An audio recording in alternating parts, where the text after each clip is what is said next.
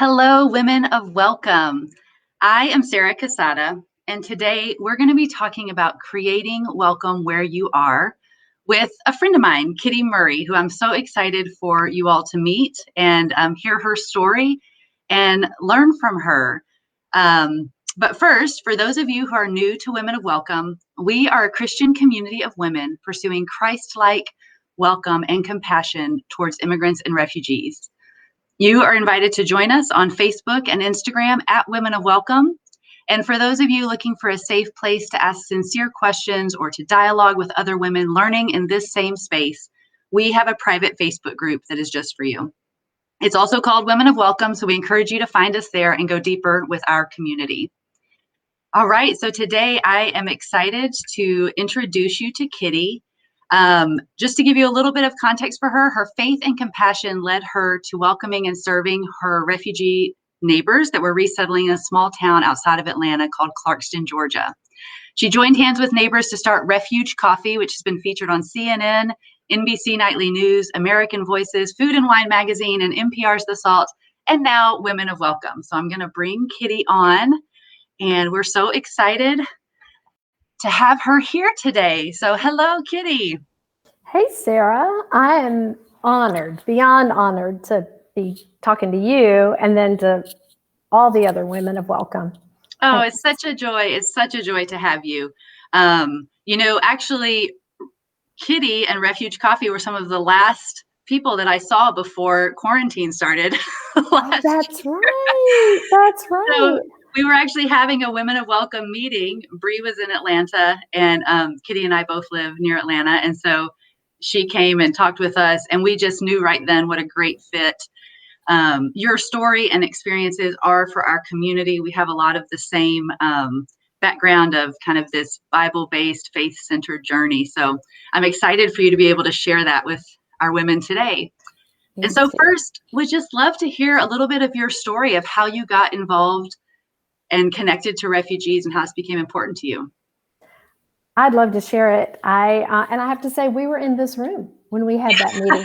So here we go. This is not my house. I'm at a co-work space. I love to tell stories. And because of my age, I have a long story. So I'm going to try to keep it, a little bit short. You're being so silly. So here we go. I'm going to start with my husband and I were empty nesters, new empty nesters. This has been 10, 15, more like 12 years ago. We were living downtown. We had moved to downtown Atlanta into an apartment. So we downsized. We were doing kind of intentional work where we were. All of our kids were out of our home. And we were loving what we were doing, but it had a shelf life, and we were nearing the end of our commitment there. And we both realized, we should buy another house. That's probably smart in our old age. And we talked about buying our last house, which our kids think is so morbid sounding. But anyway, we had time to think this through. And in the meantime, my husband was studying to teach a seminary class, which is not what he does, but he's very capable of doing, on biblical social justice. And one night over dinner, he just said to me, Kitti, there's something in the Bible that is very disturbing to me. Now, if you know him, he's not easily disturbed. Like, I'm a rough sea, he's a calm lake, And so I knew this was a big deal. And he said, I'm doing all this reading. And of course, we both know that the Bible mentions a group of people, widows, aliens, and orphans, like as a group, around 100 times. Wow. And it's very clear that these are the people who are top of God's mind, and that they're not on the top of most people's minds. So, and I was, tracking like, yeah. And he goes, why don't we have any friends that fit that description? And when he said it in typical form, I hate to say, I was like really defensive. And I'm like, that's just not true. Like we've gone on some mission trips. We do projects. We're woke for our age. We get it. we're not those people who don't have any connection to the people that God cares so much about. And he goes, well, think about it. He said, yes, we do those things, some, but he said, who are our friends? Who do we do life in proximity to? And we realized we did life in proximity to people a lot like us. And my husband had pastored for 30 years. He was no longer doing that, but we were still felt like we were kind of in a Christian bubble that informed how we saw the world. And so that night, after a long discussion and after I got over myself, we made a decision that we would buy our last house in a community that put us in proximity to widows, aliens, and orphans. We were going to stay in Atlanta. We knew that. We both had day jobs, so we weren't like moving for, in that way. But we just said, let's do that. Well, so once we made the commitment, we looked at each other and we went, where is that? And we have no idea. And the landscape was changing all the time in the city. Urban areas are changing, and so a lot of what had been that kind of community was gentrifying and changing. And so we had no idea. And I remember we said to each other, and then to God, God's going to have to show us what to do. And we had time, so there was no pressure. We were old enough to know we'll figure it out. Well, 1 week later, I went to lunch with a good friend that I had not seen in probably 6 months. It was one of those friends that, our orbits didn't cross anymore. So we had to, be intentional about having any time together. I knew that she and her husband were considering buying some property in Clarkston, which you've mentioned already, but Clarkston is a refugee community. I even knew about it. We had done some volunteering with World Relief. So we knew it was there. We knew a little about it, but it hadn't been on our radar.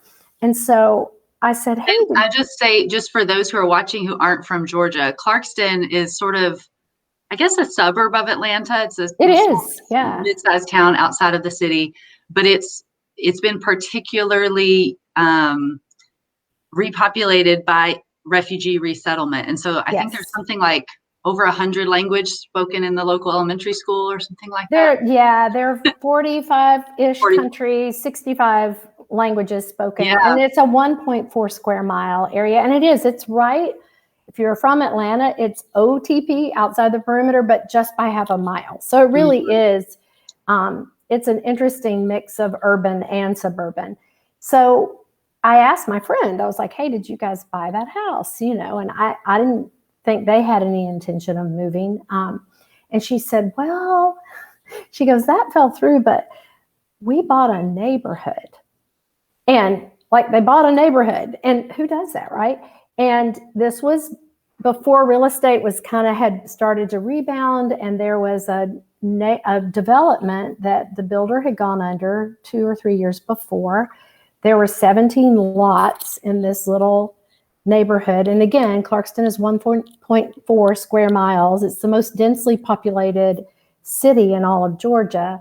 Wow. But this little neighborhood was there with mostly empty lots. There were 3 houses that were about 85% finished. And I was like, soaking that information in and just joking. She goes, do you want to buy one of our houses? And I mean, it just hit me. This is it. And I said, not joking, yes. Of course, I had to go home and talk to my husband, but that's probably smart. But how was your day? I bought a house. Well, so 6 months later, we were there. So we were in Clarkston, and these neighbors eventually also moved there. They're actually not even in that neighborhood. They're around the corner from us. But so that's how we got to Clarkston. I would say, I feel like most of the big things God does in my life, I don't know about you, but they feel like a mistake or an accident, and I just stumble into them, and this felt like that. So we moved in. This was 8 years ago. My husband, again, wisely, and me, again, pushing back, said, there are a lot of nonprofits here, there are churches here, there are people here doing things. I suggest we don't join anything. at first. Like, and again, we both had day jobs. Let's just get to know our community. And the first person I met in Clarkston, and if you know Clarkston, you know her, was Amina. Everybody calls her Mama Amina. She became like a mama to my grandchildren and children. She's from Somalia. I'm not really at liberty to share her whole story, but it's probably, everybody in Clarkston who is not from the U.S. came here through some kind of trauma or difficult situation, the refugees and immigrants who live in Clarkston. And so, but Amina's story, if there's a range from very traumatic to not as traumatic, she's on the far end. And yet she's one of those people who invests in people. She kind of says every morning, God, I'm changing your pocket, spend me however you want. And so because I'm a natural networker and she's a natural networker. And so through her, we got to know a lot of people in the community and have them in our home. And, we were in their homes. And so that's how we got to Clarkston. And that's how the refugee and crisis and immigration became a very personal, I wouldn't even call it an issue. It's just very personal to us because of our neighbors, and I can keep going and explain how Refuge came out of all that because it's kind of wasn't in the plan either. Well, let me ask you this part of your story, because, I think you've described what sounds like a pretty significant life pivot. Yeah.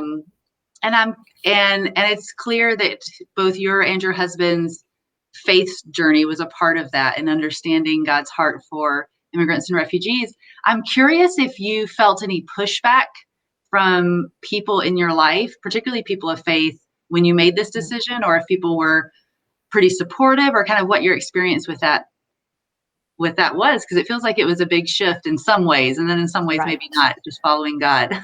Yeah.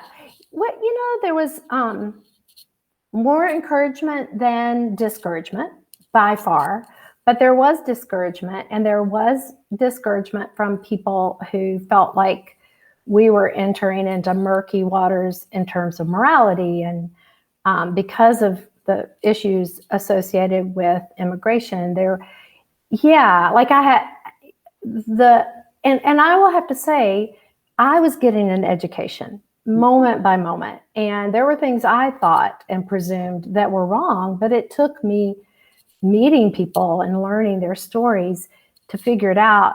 I would say the two things I kept hearing: one, people thought it was very dangerous. I mean, we had lived in downtown Atlanta. It's less dangerous where we live now. But I remember a dentist saying, wait, you moved to Clarkston? Wait, tell me where are your neighbors from? And we had just hired our first employee from Syria. And he goes, oh, wait, you're living with the terrorists. I mean, that was what he thought. If you were from a Muslim country, you were a terrorist. And I said, no, every person I know in Clarkston is fleeing terrorism, and lost family members to terrorism, and are so delighted to be here where they hope that they're welcome. I think the other thing is just the refugee resettlement program, which is what I could speak to you a little better, is it's actually a system and that works. And people will say, well, how do you vet people? Well, the FBI has vetted every refugee. They are legally here. They have legal documentation, and we don't have to even check on any of that because it's been done. It's an extensive vetting process. Oh gosh, yeah, more rigorously than any American employee has to go through. So I think and of course there's a lot of it that's complex, and there's a lot of it that isn't as clear, but there's also a lot that we misunderstand, and therefore we assume we know what those people are, and we're wrong often. Yeah. Does that make sense? Yeah. Absolutely. Well, tell us a little bit then about how Refuge Coffee got started and sort of what that how that changed your relationships or impacted them in the community. Okay. Yeah. That to me is such a fun story because anyway, I'll get to some of the reasons I think there's so much delight in it. But I was a writer and was spending, 30 hours a week writing. We had 2 grandkids, I think, when we moved to Clarkston. We have 9 now. So I just had a lot of other stuff going on. My husband was working for a nonprofit. But 3 sort of conversations started going on continual loop in my head. I'll tell the most selfish one first. I just wanted a coffee shop. Like I wanted one that I could ride my bike to or walk to. And I love coffee shops. A coffee shop had moved in near our apartment downtown 2 months after we moved. And I felt like I'd been cheated, like a coffee shop on your street is just so amazing. And so that was one thing. And at that time, there were no coffee shops. There were some restaurants that served coffee, and I'd go hang out there.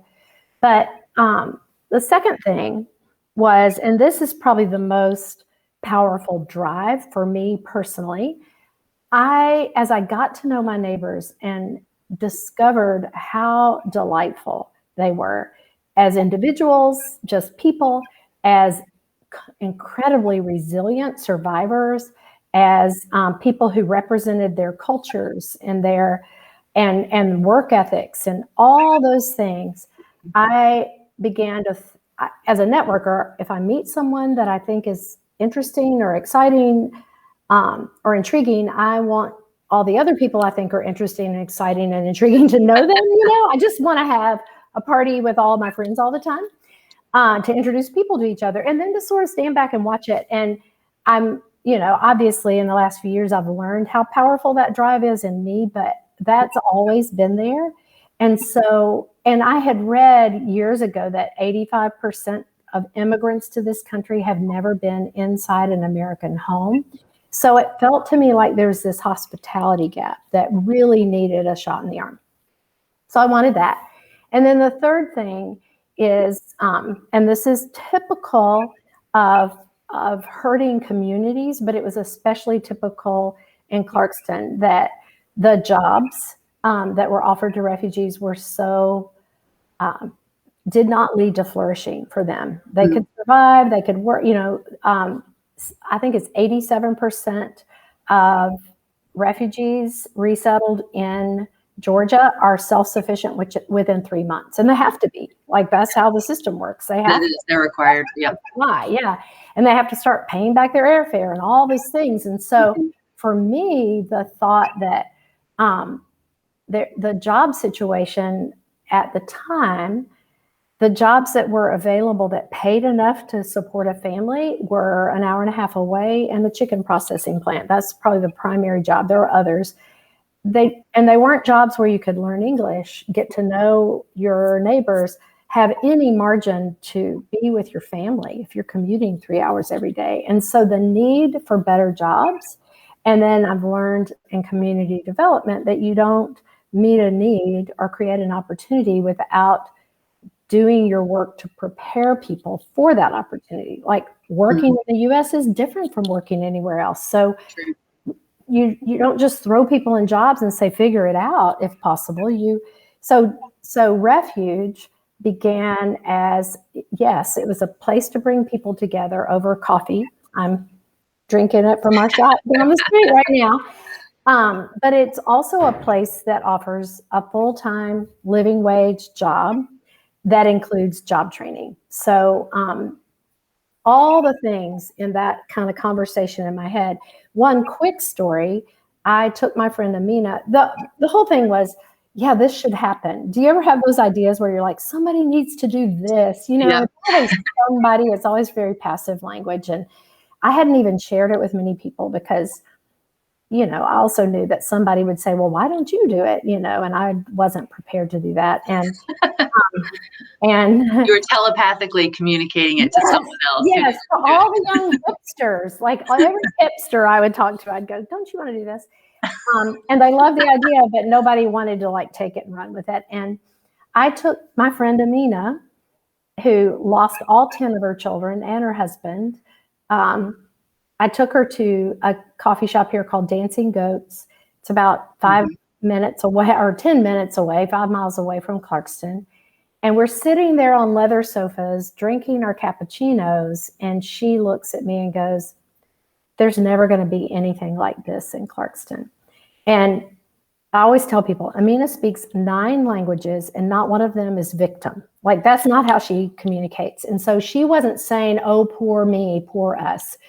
But she was observing that in a community like Clarkston, that in a city like Atlanta, we will invest in our own comfort. We'll invest in places that feel safe and welcoming and warm and smell good and have good food and good, coffee and that kind of stuff. But we won't invest that in the refugee community. And so that was one of those tipping point moments where I was like, why couldn't we do that in Clarkston? And so the rest is history. That's great. And Refuge Coffee has had a really big reach and impact as far as people joining into that story and being kind of encouraged and inspired by it. At the same time, I know in the last few years, there have been lots of changes in our refugee resettlement program. Our pipeline for helping refugees be able to become self-sufficient in that timeline and all those things has really changed. And so I'd love to hear from you just how you've seen that impact your staff and your neighbors, and sort of what that experience has been like in a refugee city like Clarkston. Wow. Well, one, there's not time to be angry about anything because, we all made the decision back when we started 6 years ago that we're going to be for something and not against it, which is hard because, when I watched us begin to close our doors and when 3 years ago, for the first time, we fell behind other nations and, we'd always been the leader in accepting refugees and since the program started, and we fell behind, way behind, and that made me sad. I will say more than the policies or politics, I think what has been the most difficult is, refugees come here and they're proud to be here. They want to be a part of this country. Yes, they still embrace a lot of their cultures and they love their homelands. They hate that they had to leave them. But they also really love the United States, probably in a way a lot of Americans don't. And they're happy to be here, most of them. And then to hear, social media amplifies the extreme voices, right? And so to hear that rhetoric that they aren't welcome and that they should go home and that we don't want you here and you steal our jobs and you steal our resources, which actually all of those things are not true. In fact, the opposite is true. That's hard. I think I saw it in our community. I saw it it just made everybody sad, Now, did it make people quit working hard or quit fighting for just with their work and their life for the best for their community? No, in fact, the opposite.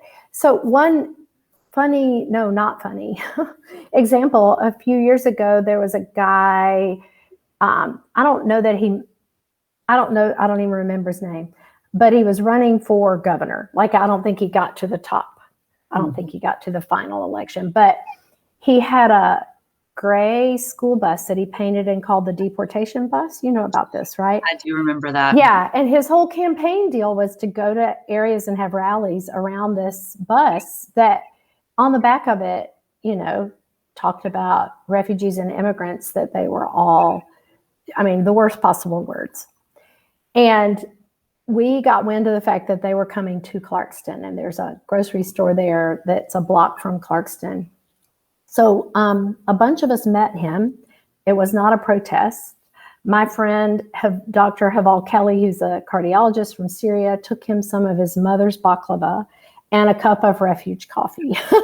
And just I've never been more proud of a community, that, we don't agree with you, but we're here to tell you that this is, we even care about you. And I know you all have this conversation all the time, and we've had it at Refuge. Welcome for everyone means welcome for everyone. No matter what side of the issues you're on, no matter who you are, no matter where you came from, no matter, what bumper stickers are on your car, you are made in the image of God, and we want to welcome you. You talked earlier about the hospitality gap, and that's what that feels like to me, of stepping toward someone who maybe could be defined as an enemy and saying, here's a family recipe I'd love to share with you. Yeah. I'm going to welcome you into this community, whether you would like to be here or not, I guess. Yeah, and notice who did that. Like, with the most boldest was a man from Syria who's Kurdish and a Muslim. And yet he had this it was a beautiful act, Yeah, absolutely. Well, let me ask you, because there are a lot of women in our community who this is a really new conversation for them. And it might be something that they're struggling to know how to enter into, maybe afraid they're going to say the wrong thing. Many women in our community are in churches that are not really speaking about, you talked about widows, aliens and orphans. They're not necessarily talking about immigrants and refugees in those conversations. And so it can feel, we hear a lot in our community of the loneliness in that, as well as just some of the trepidation about, I don't know which way to step. I don't know what to do. I don't know what to say. And so kind of this feeling of, how do we do that? So when we talk about creating welcome where we are, what would you say to those women who are not hearing this taught in church, who are looking for a way forward? Oh, Sarah, that is such a good question. And I want to tread carefully because, there's grace for the journey, right? Absolutely. But I do also, I actually made a few notes about this. I knew the rest of it, we could just have a conversation, but I wanted to kind of stay focused. And I do have a few things that I want to share. Absolutely. So one, and I think this goes without saying, but it used to be when I would share our story, I would say, but you don't have to move like we did. Like, you don't have to move. And now don't say that anymore, because you do have to move. Not to another zip code. Like, if everybody did that, that would be problematic, right? That was a calling that we had. But I think there has to be a motion towards this, and an embodiment, if you will, of this idea. Now, what that motion is, like, before Refuge before we got our 501c3 and started raising money for our first coffee truck and that kind of stuff, we did block parties on our street. And then we eventually did coffee pour-overs over propane burners. Like, it was like so primitive and so small, and it felt so big at the time. So let me just say, movement doesn't necessarily have to be dramatic or epic or anything, but there should be some kind of movement. And this predates Refuge for me, but I remember the first church we were ever in when my husband was beginning on church staffs after seminary.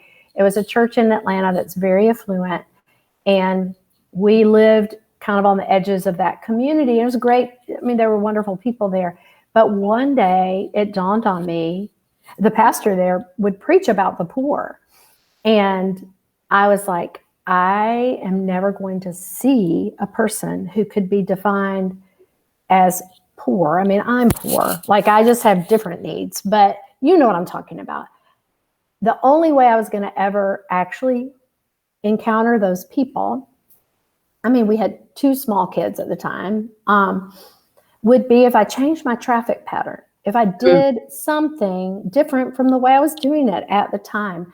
And I've really discovered that I think the church, I want to be careful again, but just know that the church is me too, so but we tend to be greedy, and we take people's resources and time and energy for our own institution, and our own organizations. And sometimes we've got to break free from that, some people in the church, and do the act of welcoming and love outside of those 4 walls, on other people's turf, not on yours. Not, oh, come to us, we're going to be really welcoming, but first you got to walk through these doors in this place that feels very foreign and uncomfortable to you. No, So that's the first thing is, kind of plot your next move, and it doesn't have to be huge. I think I just want to underline what you said about changing traffic patterns, because I think that it is so important, this idea of movement, or even, I might substitute first step, like you have to go forward. And one of the things, so my husband, you know him, but some of our viewers may not, but he was born and raised in Guatemala and immigrated here in his late 20s. And when we talk about hospitality, he will make a comment of that hospitality can be going to.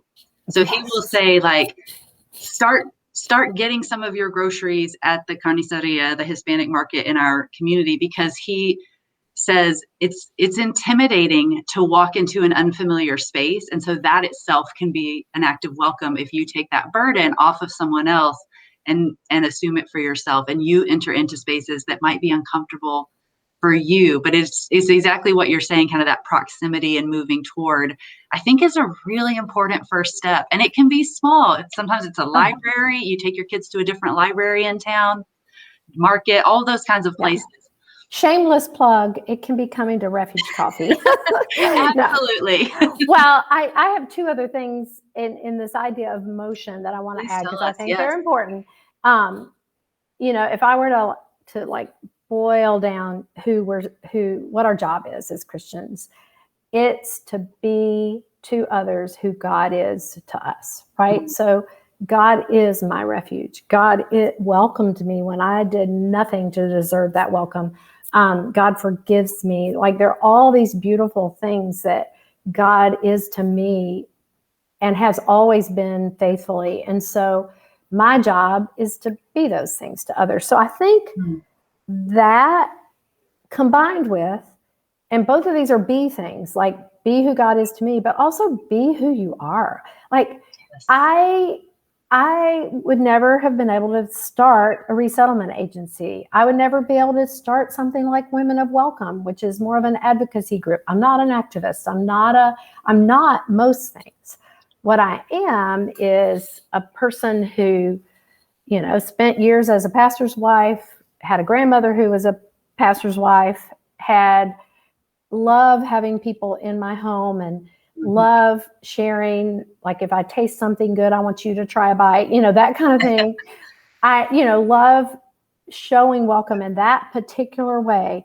And I'll tell you, one of the things that almost stopped me at the very beginning, in fact, I probably didn't share this idea for the longest time, because that felt really fluffy and small. Like, a coffee shop, when I'm sitting among people who are victims of torture, like, what? That doesn't make any sense. And yet the world is big and God is big, but I'm kind of small. And so my interaction of being who this huge God is in this huge world where there's a lot of need needs to look like me. I just need to be okay with that, and be okay with the fact that what I do does seem inconsequential sometimes to what other people do. And so I love that. And we, as Refuge has grown, and our staff has grown, and our whole thing has grown, I've loved seeing people with absolutely opposite gifts from me come on board to fill it out and make it become something that it's so beyond me. But at the beginning, it was a startup, and it was not, there weren't that many of us, but I would say, just, so movement towards people, but movement that's based in your being, in your soul and who you are. So who God is to you and who he made you to be to others. And I'll be 65 this year. I've had a lot of time to figure that out since I met Jesus when I was 16. I don't think I could have answered what does it mean? What does it mean to do that? But I'm thankful that I did make movements, and they were wonky and wrong, and we still do that. Like, and Sarah, I'm guessing, I don't see it with Women of Welcome, but I'm guessing there are times where you guys go, oh, that was a mistake. Why did we do that? We do that all the time, and there's a lot of grace for that. Yeah, so, absolutely. Movement. My husband says he had a football coach that used to say, if you're going to make a mistake, make it full speed ahead. And I do kind of like that. It's like, yeah, just, be bold. Oh, that's great. We're our spring Bible study is bold and brave. So I love hearing you use the word bold. That's what we've been, Bree and I've been meditating on those kind of words and the stories of Exodus. So yes. Did you have anything else you wanted to add to that question? I felt like you said movement was number one, and then I didn't want to derail you. No, I think I think my three things were this whole idea of movement, and then the be who God is to you, and be who you are. And then I do think, like when we started Refuge, a friend said, you should get a number one volunteer. And so I went to my friend whose house we bought. They're the ones who bought the neighborhood. And I said, hey, would you be my number one volunteer? And she said, what does that mean? And I said, I don't know. And she said, yes, anyway. Like, so I think, you don't, maybe you're not the type that gathers a group around you, and the whole world can't be like that at all. But like, find somebody else to tag along with you in whatever it is you're doing. Does that make any sense? So this is great. I love that reminder to just be yourself. I think there's a lot of, sometimes we put pressure on ourselves that if we're going to engage something, it has to look exactly the certain way someone else is doing it. And it's so tiring. It's so tiring to try to keep up with other people's callings and giftings, and when you really can just rest in where God is leading you. Yes. It's really beautiful. Well, I've spent a lifetime kind of apologizing for stuff like that. And I'm slowly learning not to, I think I just need to, like, the be bold thing is, and I think for, white, evangelical, conservative, whatever we are, women, there's a lot of shame we attach to ourselves because we missed a lot, like I feel like there's some things that in the world that, how did I miss that? But I did. My context didn't show it to me. I missed it. And so I have grief over not paying attention and not seeing, but I also have fear because I know what it looks like to be a white savior, because I've done that a little and I've seen it in really toxic forms, and I don't want to do that. But I don't think that means I'm supposed to just sit still. I think that's where boldness comes in. Yeah. Boldness that listens well. Right? That's a good pairing. Yeah. Well, we always ask all of our guests at the end of our conversation to give us your take on what it means to demonstrate Christlike welcome. So what would your answer to that, Kitti, be? What is Christlike welcome? I'm glad this popped into my head, because my head gets empty sometimes. But a book I read last year cited another writer whose name I cannot remember, who said that our modern world is really fraught with a lot of chronic depression, not clinical depression, like we're depressed. And his idea behind that was that we're depressed for lack of blessing, and because we fend off a lot of cursing. Cursing is telling a child, you are so loud, stop being obnoxious. That could be, that could sometimes, and every mother's going, oh no, because we've all possibly said that. But I think the continual like that.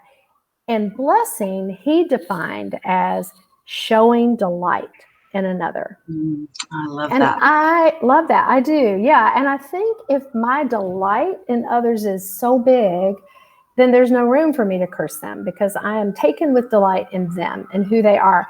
And I think, we can do all the formal ways of welcoming people, but if we don't delight in them, I don't know how real that is or how authentic that seems. So for me, welcoming others, and I even had a conversation with a guy that we're thinking of hiring for a role at Refuge, and he's an immigrant.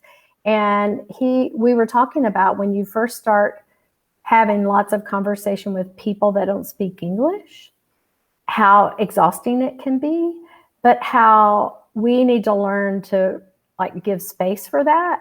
And it's not exhausting to me anymore, but I remember a time when it was. And I think what sweetens that and makes us want to lean in is showing delight. Like, I have a delight in you. I love the way you said that. And it's kind of funny because it isn't exactly what I think you meant, or that kind of stuff, like real delight. And yeah. So I think I'm now reiterating the same thing more than once, but that is a beautiful definition, though. This idea that Christlike welcome is delighting in the people around us. It's just beautiful. And your story is so beautiful. I just want to thank you, Kitti, for sharing with all of us. It's so, I think, encouraging and accessible to hear somebody else share how they've been listening to the Lord's calling to love our neighbors and to welcome immigrants and refugees, and sort of what that has looked like in your family is just great. So thank you so much for sharing with us. Thank you, Sarah. And I would just say, it's just one little bitty step of obedience at a time. And you don't know what that's going to look, you couldn't have told me 10 years ago when we were considering moving to Clarkston that what that would have meant. Mm-hmm. That's delightful to me, that God takes our small offerings and he, it's like the bread and the fish, just totally multiplies it. That's beautiful. That's beautiful. Well, thank you all who tuned in to watch live, or if you're watching the replay, we're glad you're here. Remember, you can connect with Women of Welcome on Facebook, including our private group, and Instagram at Women of Welcome. We exist to create life-changing welcome, and you are always invited. Thank you so much. Bye, Kitti. Bye, Sarah. See you. Bye, everybody.